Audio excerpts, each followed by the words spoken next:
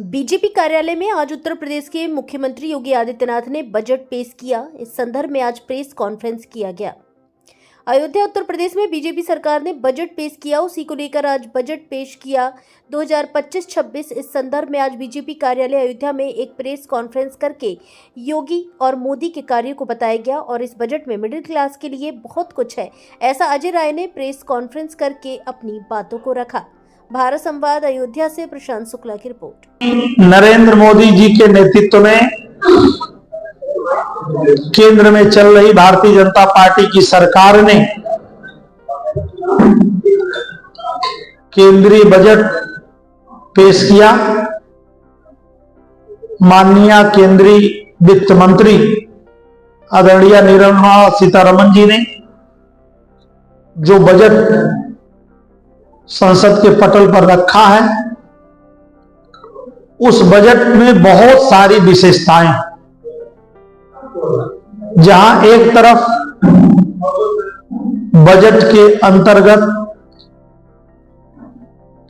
Taxation को ठीक करते हुए, टैक्सेशन में और छूट देते हुए केंद्र सरकार ने मध्यम वर्ग के मजबूत करने का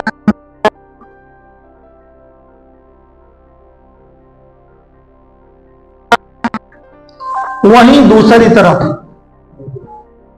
देश के अन्नदाता किसान मित्रों को समृद्ध करने के लिए केंद्र सरकार ने बहुत सारे प्राविधान किया है।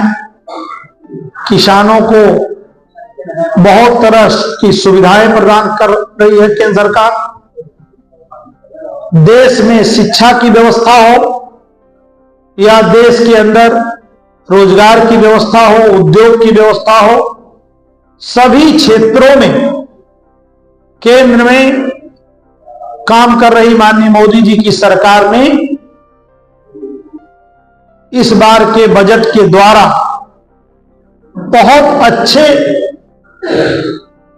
प्राविधान लेकर के आई है, जिसका परिणाम होगा कि देश में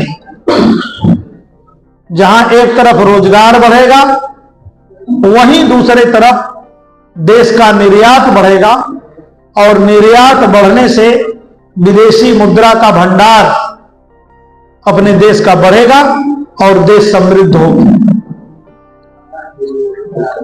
माननीय मोदी जी ने हिंदुस्तान को 2047 तक विकसित भारत, विकसित राष्ट्र बनाने का जो सपना देखा है, लक्ष्य रखा है, उस लक्ष्य को पूरा करने में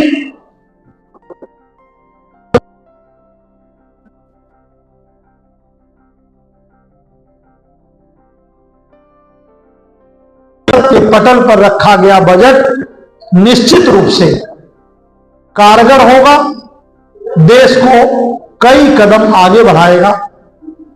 इसी बात को आम जन तक पहुंचाने के लिए आज की प्रेस कॉन्फ्रेंस आयोजित की। बजट में अन्नदाता किसान भाइयों के लिए कई प्रकार की योजना बनाई गई है। नंबर 1, आने वाले समय में फर्टिलाइजर की कीमतें कम हों, इसके लिए एक फर्टिलाइजर की बड़ी यूनिट आसाम में स्थापित करने की व्यवस्था की गई है। बिहार में हमारे मखाना का बहुत बड़ा उत्पादन होता है, उसको व्यवस्थित और विकसित करने के लिए मखाना बोर्ड की व्यवस्था की गई है बजट के अंतर्गत। देश के अंदर जो दलहन है उसकी बहुत खपत है और जितना दालों की खपत है उतना उत्पादन नहीं होता है, इसलिए दालें विदेश से मंगानी पड़ती है।